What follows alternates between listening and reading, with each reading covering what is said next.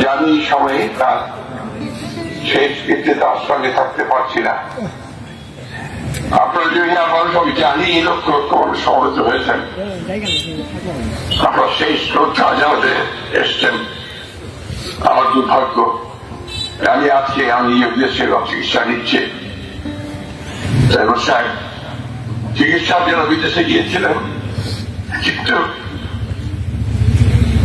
তার জানাজা পড়তে হচ্ছে আপনাদেরকে।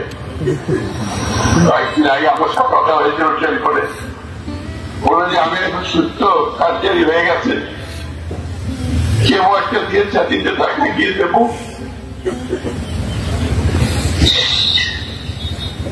কিছু ইচ্ছে বলে দেওয়া হলো না।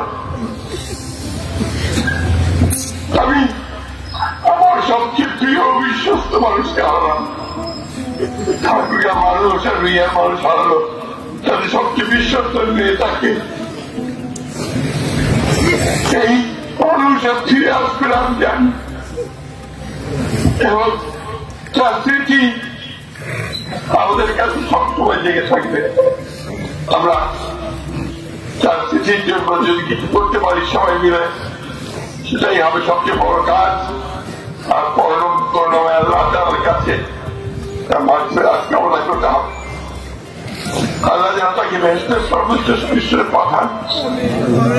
তার স্ত্রী, তার আত্মীয় স্বজন, তার বন্ধু বান্ধব, তার সন্তানেরা কি বলে আমি সন্তান আমি জানি না। আমি সেটুকু বলতে পারি যে তিনি একজন অতি ভালো মানুষ ছিলেন, এবং রিয়ার মানুষের জন্য নয়, শুধু ঠাকুরের মানুষের জন্য তিনি একজন ব্যতিক্রম রাজনীতি দিয়েছিলেন। আজীবন রাজনীতি করেছেন। আল্লাহর কাছে আমারও দোয়া চাই, আল্লাহ যেন তাকে নসিব করেন। আমি ফিরে এসে নিশ্চয়ই আসবো তার জিয়ারত করতে।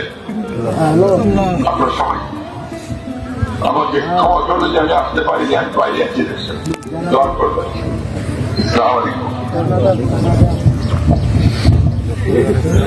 সম্মানিত উপস্থিতি।